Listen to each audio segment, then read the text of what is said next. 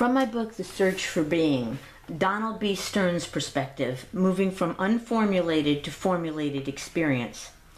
How do we bring forth that which is most authentic in us? One way may be to give form to what is formless in our minds. We all have a natural inclination, according to Donald B. Stern, to leave our experience unformulated. The unformulated, Stern writes in his book, Unformulated Experience, is made up of thoughts not yet thought, connections not yet made, memories one does not yet have the resources or the willingness to construct. Experience, Stern explains, is only lucid once it is spelled out.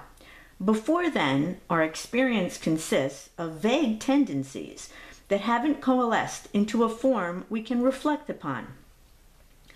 Stern uses the concept of unformulated experience to describe non-representational mental activity, where what we perceive may not be known to us. We formulate, Stern believes, only those aims, behavior, fears, reasons, motives, memories, attitudes, and feelings that are consistent with our notion of self.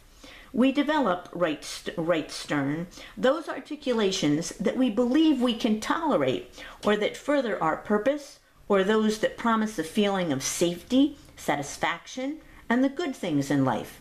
We dissociate the meanings, Stern contends, that we believe we will not be able to tolerate, that frightens us and seem to threaten the fulfillment of our deepest intentions.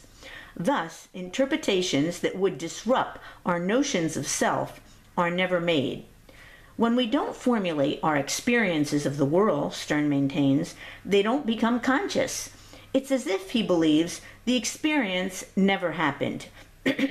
What is lacking in unformulated experience, Stern says, is verbal reflection. The unformulated is that, according to Stern, which we haven't reflected on.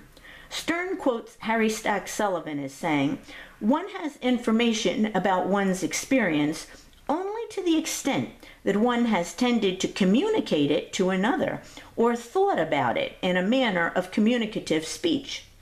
Thus, for Stern, lack of formulation is a lack of symbolization. To think, he says, is to express unformulated experience in language. It's symbolic representation, Stern believes, which can give us distance and make experience possible. Without symbolic representation, there is no knowable experience, Stern concludes. We have only the categories and processes of language, continues Stern, within which to construe meaning, at least meaning we are capable of reflecting upon, meaning we can know. Donald Stern is a psychoanalyst, and as a psychoanalyst, his goal is to use language to articulate experience that existed before in a less articulated form. It's not easy to put our reactions into words, writes Stern. The difficulty stems from trying to put what is non-discursive or non-linguistic experience into a sequential, logical form like language. If we want to do justice to what it is we want to say, Stern believes, we have to leave it in its unformulated state until we feel a stirring and it feels right to say it. We can't figure things out, maintains Stern. Experience that we can know directly, he wrote, just appears. Thus we receive experience, he feels. He tells us in everyday life, if we try to say things before they are ready to be said, we might do it by resorting to conventionalized or stereotyped language. Doing this means saying what we already know, writes Stern. The alternative, Stern contends, is to wait for our thoughts to come to us of themselves. This is uncomfortable. We're often not sure, said Stern, what we mean or what we want to say. The unformulated must organize itself, says Stern. This part of experience he refers to as unbidden. It has to start to coalesce, and it does this, he says, by sending up feelings of tendency. A feeling of tendency is our sense of the direction our thought is taking before it gains clarity or has fully arisen, writes Stern. Only once we have feelings of tendency does agency come into play. Only then can we use attention to focus on it. Stern explains how artists describe how the unformulated coalesces by saying it must brew in its own time. Stern tells us formulation cannot be forced. Will can only come into play, according to Stern, after an initial period of germination. We can immerse ourselves in our field of interest, Stern writes, remaining open to possibility, paying attention to it when it appears. The unformulated coalesces without our conscious intervention.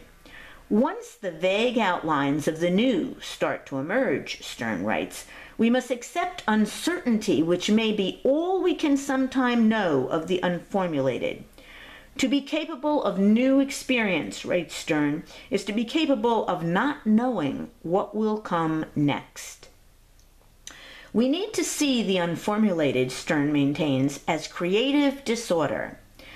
We need to give symbolic representation, he believes, to as many of our feelings of tendency as possible. We can discard those that don't resonate with us later, Stern writes. The opposite is to avoid thinking, believes Stern. At this point, the meaning and unformulated experience can move in any one of many different directions. Thus, for Stern, meaning is a process of creation rather than discovery. Stern gives a special place to the role of curiosity in his theory. It is curiosity that allows us to make constructions, writes Stern. The curious person for Stern is one who accepts uncertainty and can tolerate all the feelings and thoughts that unbiddenly come, who can complete all the interpretations and constructions of unformulated experience that come to her, contends Stern.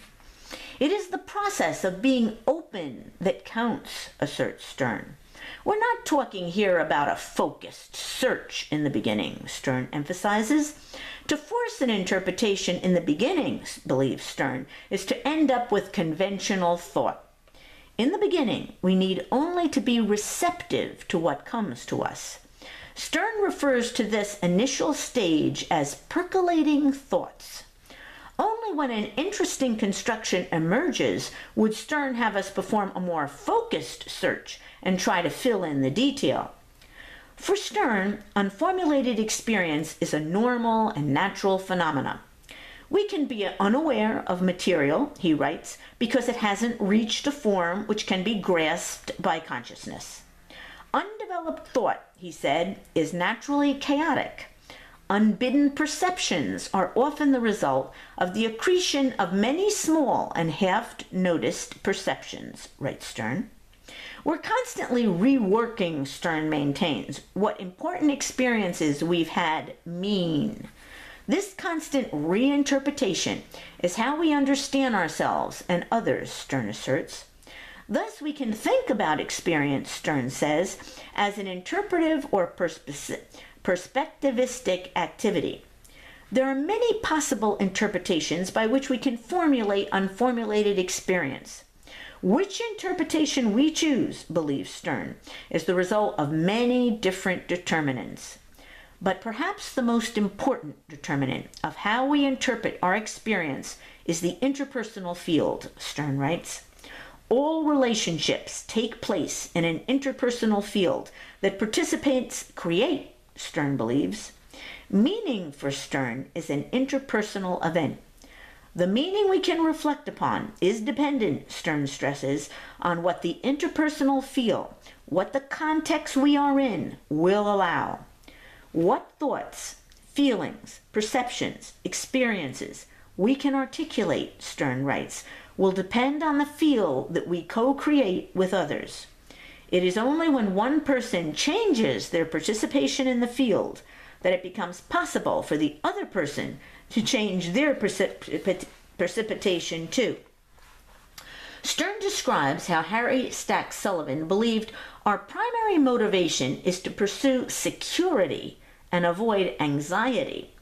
Sullivan thought The experiences we find threatening are either too dissociated or not attended to. Our being, according to Stern, consists of those aspects of ourselves that our parents approved of. In our relationship with others in later life, we relate in ways that are familiar and that helped us to achieve security in our family of origin. Thus, our histories, Stern explains, influence our current behavior.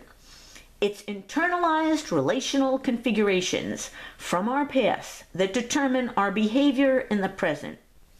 We can't use our wills, Stern tells us, to express experience encoded in action or praxis. The only way we can see the results of our unformulated, internalized interpersonal configurations, he tells us, is by acting them out. We are unaware, said Stern, of the many assumptions we bring to new situations, repeatedly structuring our world in the same old ways without thinking. We feel a familiar situation of interpersonal circumstances, Stern explains. We've learned how to adapt to these circumstances in a certain way, Stern contends. Our adaptation can spring into play even with a vague feeling of unpleasant familiarity. Whenever we react to another whenever we react to another without questioning what we are doing, Stern says, we are caught in the grip of the interpersonal field. I'm going to repeat that. Whenever we react to another without questioning what we are doing, Stern says, we are caught in the grip of the interpersonal field. When what we experience accords with our expectations, we don't take note of it, maintains Stern. We don't reflect on our preconceptions or the expectations we repeatedly bring to new situations. Thus, much of our interaction with others remains unformulated.